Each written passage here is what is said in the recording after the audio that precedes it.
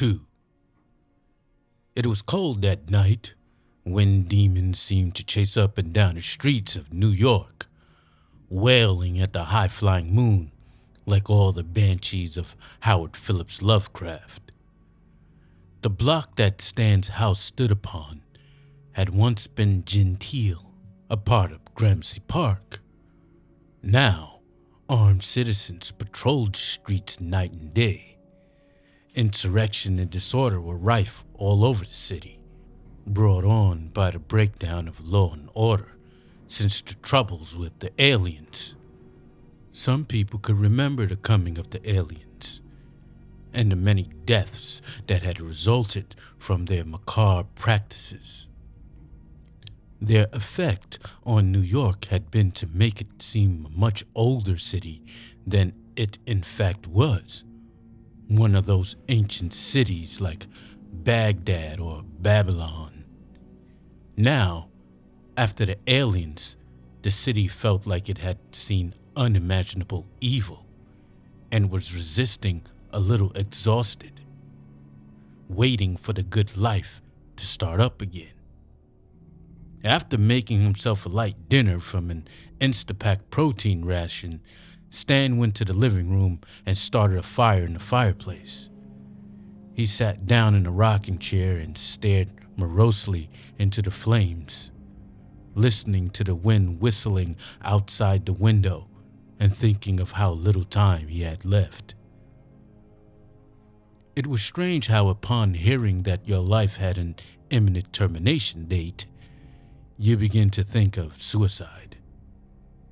Stan had never before understood Schopenhauer's saying that he got through many a long night with thoughts of suicide. But now it made sense. To kill himself might even be a triumph. It should rob the cancer of its victory. No longer would he dance to death's tune. No longer could the pain curl him up and make him beg for relief. He could get out of it, laugh at it all, and as Hamlet had said, make it quietus with a bare bodkin. From the plate of apples near his chair, he picked up a short, keenly edged knife and looked at it like he'd never seen one before. Where in his body should he put it in? Should it be done harakiri style? Or was there another manner more appropriate for a Westerner?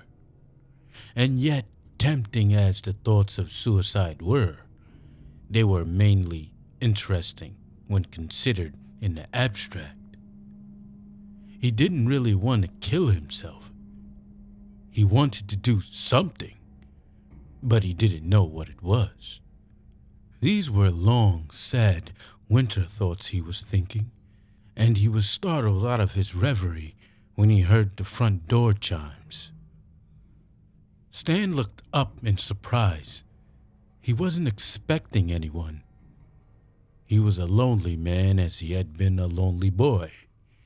He had gotten used to his solitary condition early in life and had learned there was no sense struggling against it. He felt that it was written somewhere that he should be alone. This was his fate. He had no girlfriends, in fact.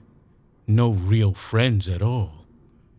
No one came to take him to the movies, or a concert, or for an evening's drink. Since his parents' death 4 years ago in a traffic accident, he had become even less sociable.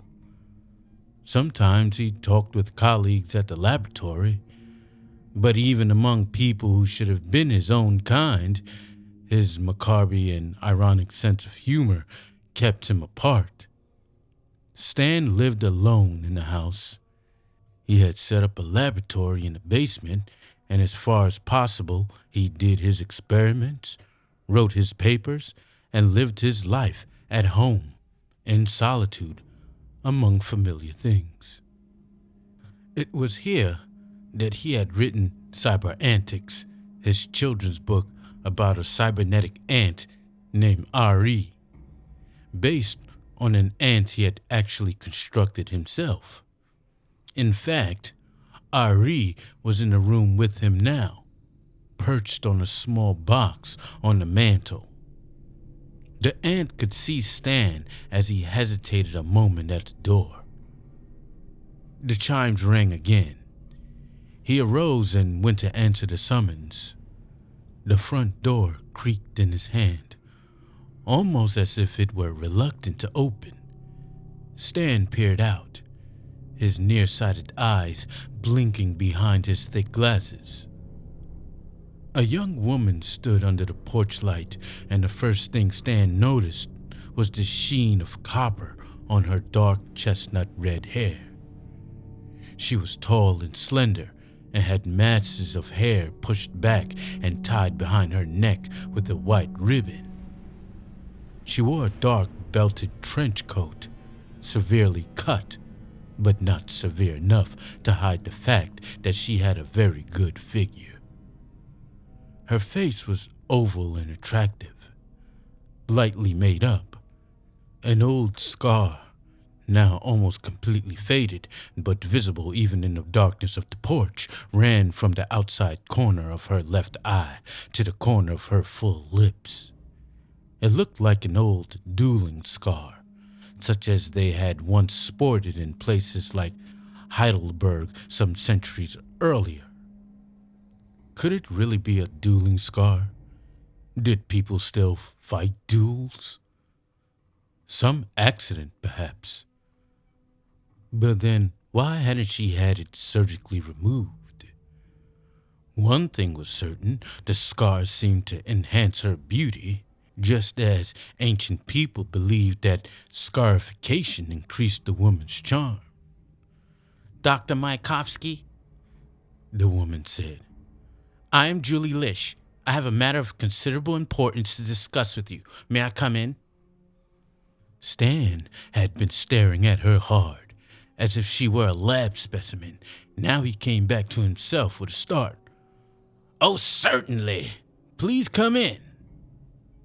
He escorted Julie Lish inside and led her through the gloomy hallway to the well-lighted room where he had been staring into the flames of a dying fire.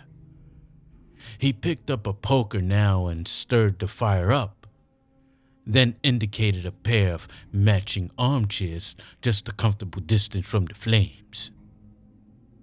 She took one, and he seated himself in the other, then quickly got up again. May I get you something to drink?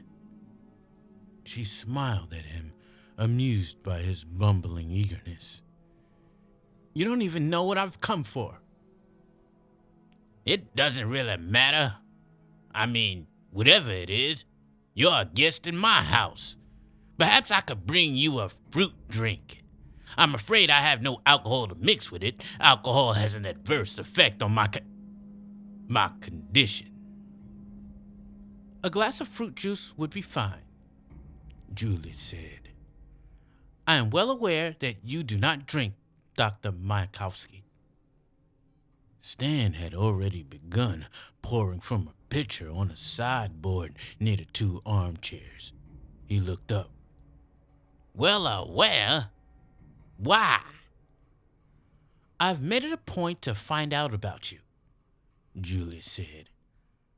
I'm always careful to research my future partners. Stan stared at her, his lips slightly parted, trying to make sense out of all of this. Was she laughing at him? Girls were such unfathomable creatures. Although he was fascinated by them, Stan had always kept his distance, conscious that he was not the athletic, glib, casual sort of man that women liked. And here was this beautiful and exotic creature already talking about becoming partners with him. Please explain, Stan said with what he hoped was dignity. You say you studied me? Probably better than you studied yourself, Julia stated. For example, I know about your first date. You were 15. Do you know what was special about it? Stan asked. I do indeed, Julie replied. You never showed up for it. You got cold feet at the last moment. And that doctor could be said to characterize all your dealings with the opposite sex. Stan remembered the incident. He wondered if he had revealed it in some memoir he might have published at the invitation of a computer magazine. How else could she have found out? And what did she want to know that sort of thing for anyhow? I don't get this. Stan looked at her. What have you come here for? What do you want? Stan, Julie said. I'll make it short and sweet. I'm a thief. A good one. No, I'm a lot better than just good. I'm one of the best who've ever lived. Unfortunately, I can't bring you press clippings. Really good thieves don't get written up. You'll just have to take my word for it. All right, let's say I accept it, Stan said. So?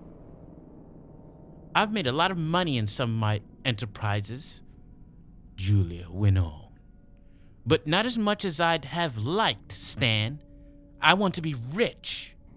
Stan laughed without humor. Ha! I suppose a lot of people want that. Certainly, but they don't have my qualifications or my desire. Stan acknowledged this. I take it you have some ideas on how to realize that goal?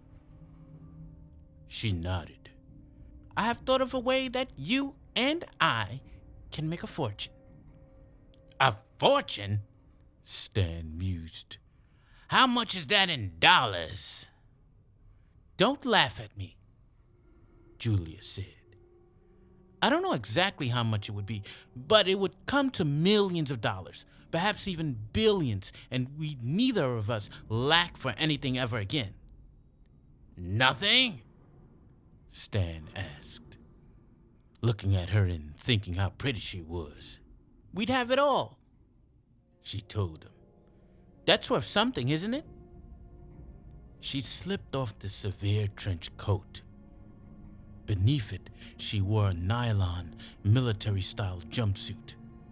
The tight-fitting clothes set off her well-shaped bosom and fine shoulders to advantage. Stan thought she looked great. He wondered if Julie was one of the things he'd also have if he made a deal with her. He liked the idea, but kept that thought to himself as well. Although he was extremely susceptible to beauty, he had cultivated a brusque manner around women so they would never think he was coming on to them and then reject him. He had had a lot of rejection in his life, and he wasn't going to have any more if he could avoid it. Tell me your idea, he said. Julie reached into a small purse she carried, took out a package, and handed it to him. Stan looked at her questioningly. Do you know what this is? Open it and find out. The package was wrapped in thick manila paper and was held together with tape. He tried to pull the paper off, but there was no place for his fingers to take hold.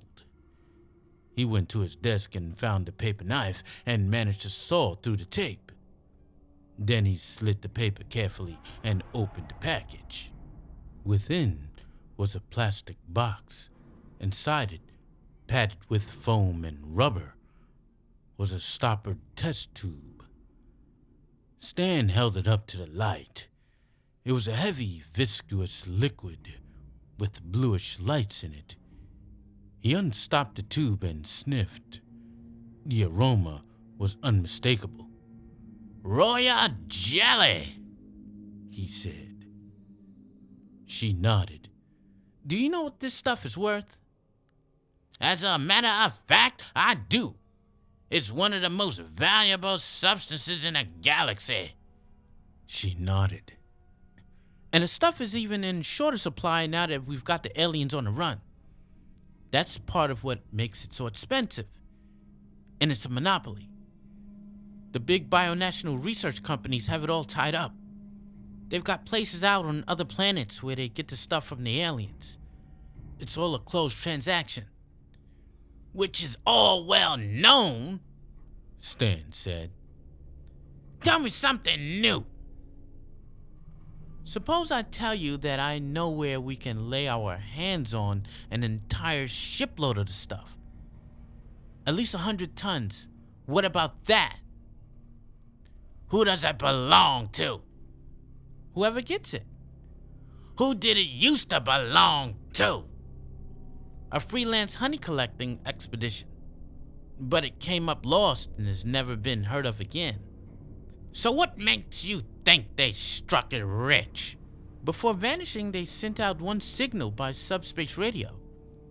It was intercepted by a certain biofarm official. He never got around to using it. I guess he was going to take it to the grave with him, but I persuaded him otherwise. Stan didn't ask her how she had managed this. At that moment, her face looked quite sinister, but it was no less beautiful because of that. So you know where it is? I know approximately. Stan studied her for a while and pursed his lips thoughtfully. Then he said, And you think it's as simple as walking in and taking it? Flying in, she corrected. There might be objections to our appropriating this cargo, Stan said. So what? It's not illegal. Salvage rights belong to whoever gets them. The stuff's ours if we can get it. And we're dead if we don't. Julie shrugged. It's a lot of money.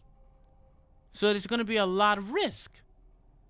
I don't know about you, Stan, but I'm tired of being small time. Just once, I want to go for all the marbles.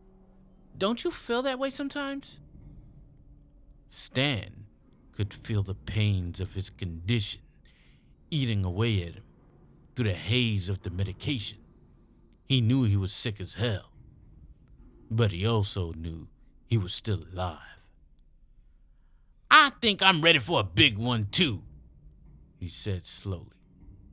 But there's still a difficulty. Where there's royal jelly, there'll be aliens. How are we gonna get through them? The same way your Aunt Ari got through the enemy ant nest, Stan. That's how. Stan stared at her. You know about Ari? Of course. I told you I researched you, and I read Cyberantics. You think I can make a cybernetic or robotic alien and he could get through an alien and nest? I know you've been working on such a robot, Julia said. Why don't we find out if it works? She looked at him challengingly, and Stan felt his heart lift. At last, something was happening to him, an adventure with a beautiful woman. Then there's the question of a ship, he said. You have one. Had? The government just seized it. She looked at him levelly. Let's worry about getting the ship later. What we need even worse is a spaceship pilot who's willing to do something illegal. I can think of one man. Who's that? Just someone I know. Julie, you flatter me by coming to me with this partnership offer. But evidently, you don't know my full situation. I don't? Tell me that. Julie, I used to be quite a wealthy man. One of the youngest millionaires on the Forbes list. I have several key patients in bioengineering. and the plans for my cybernetic aunt, Ari, are a standard for the field of medical miniaturization. I know all this, Stan. Sure. But did you also know that all that has changed? Did you know the government has put a lien on my assets? It seems that the Biofarm, one of the biggest of the international pharmaceutical houses, has filed suit against me for patent infringement. What a laugh. They stole most of their processes from me. But it's not easy to prove, and in the meantime, they got me on a run. I don't own a damn thing anymore. Nothing. Except this house and Ari. He lifted up the cybernetic ant to show to Julie. I even have to beg my grocer to extend my credit so I can go on eating. Julie looked at him without sympathy. I know all that, Stan. It's tough, isn't it? He thought he detected a tone of irony in her voice. You're damn right it's tough. Granted, but so what? He stared at her, uncomprehending. Did you actually come here to insult me?